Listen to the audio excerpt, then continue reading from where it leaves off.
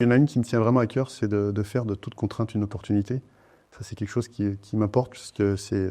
Et rappeler aux équipes qu'effectivement, voilà, il peut y avoir des échecs. Pas grave, il faut apprendre, retour d'expérience, et construire là-dessus pour pouvoir avoir de belles opportunités derrière.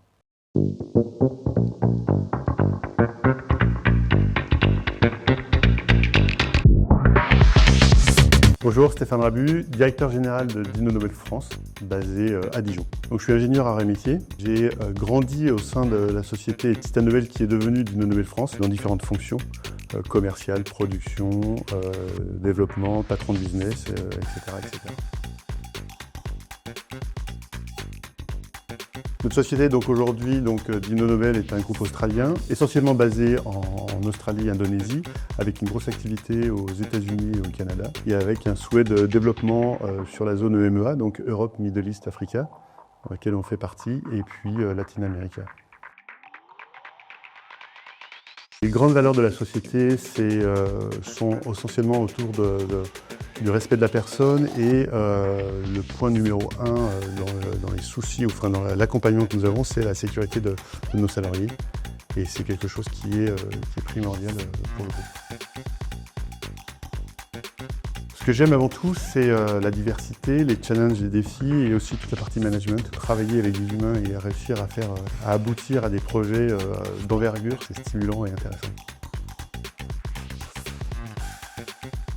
Alors, un chef d'équipe, pour réussir, il doit être à l'écoute. Il doit aussi avoir de la constance, de la rigueur, être capable de montrer le chemin et d'expliquer aussi aux gens pourquoi on prend cette voie pour aboutir.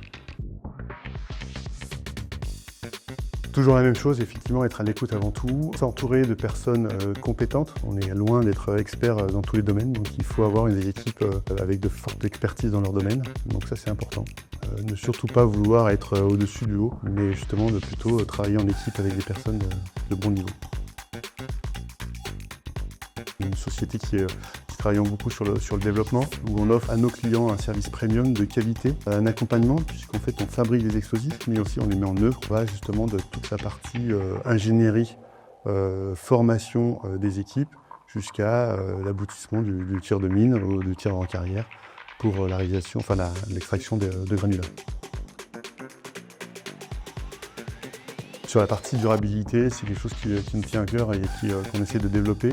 On a lancé il n'y a pas très longtemps justement l'analyse de toute notre empreinte carbone. Aujourd'hui, notre matière première principale, c'est le nitrate d'ammonium et c'est un produit qui effectivement est fort consommateur d'énergie. Donc on travaille aujourd'hui sur l'amélioration effectivement et l'optimisation de nos matières premières pour avoir une empreinte carbone moins importante. Et on travaille aussi bien sûr, comme un petit peu tout le monde maintenant, sur tout ce qui est transport, limitation des voyages avions quand ils ne sont pas nécessaires, et puis typiquement sur la partie flotte de notre parc véhicule, l'électrifier au maximum.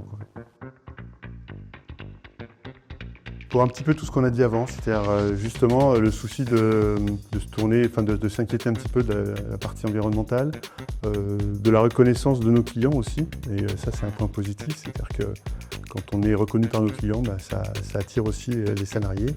Et quand les salariés sont chez nous, j'ai envie de dire qu'ils ont tendance à vouloir rester, puisqu'effectivement il y a cet aspect écoute et accompagnement qui est important, de pouvoir faire grandir. Et puis on a cette chance maintenant d'appartenir à un groupe international qui permet d'offrir pour les plus ambitieux des trajectoires internationales intéressantes.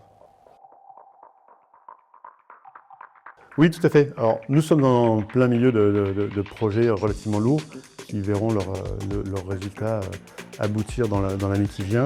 Les deux projets principaux sont effectivement le changement de ERP qui est structurant et qui va nous amener effectivement une gestion de nos données assez importante. Et puis le projet France 25 qui est effectivement mettre à disposition de nos clients un service premium de qualité avec une ingénierie, des formations et un ensemble de prestations de haut niveau pour que effectivement tous les clients sur la zone France métropolitaine se retrouvent avec le même service de même qualité partout, que ce soit en Bretagne ou dans le sud de la France.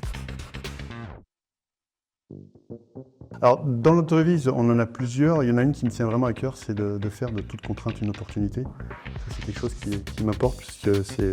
Et rappeler aux équipes qu'effectivement, il peut y avoir des échecs. Mais c'est pas grave, il faut apprendre, retour d'expérience, et construire là-dessus pour pouvoir avoir de belles opportunités derrière. De manière générale, tous les entrepreneurs qui se lancent et qui créent leur société sont des gens qui m'impressionnent systématiquement, puisque être salarié c'est une chose, être entrepreneur et monter sa structure c'est un peu plus compliqué. Même ici on a l'impression d'être son propre chef, le stress c'est pas le même. Et pour moi ils m'impressionnent tous. Alors la réussite c'est un bien grand mot. On a tendance effectivement à associer ça à l'argent, pouvoir, etc.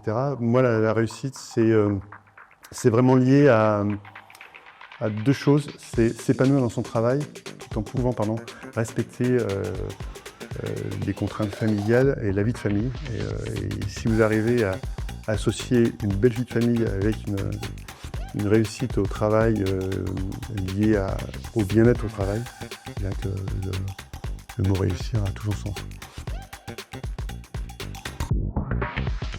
Physique. Concerté. Bienveillance. Les deux. After work. Open space. Bureau rangé. Donc Dinolumel a un souhait important de se développer à l'international et d'utiliser toute l'innovation et les produits innovants qu'on a développés ces dernières années et les nouveaux projets qu'on va avoir à la fois sur les produits mais aussi sur les services associés pour pouvoir effectivement se développer en dehors du périmètre, du territoire français et pouvoir grandir et porter haut le nom de Dinolumel.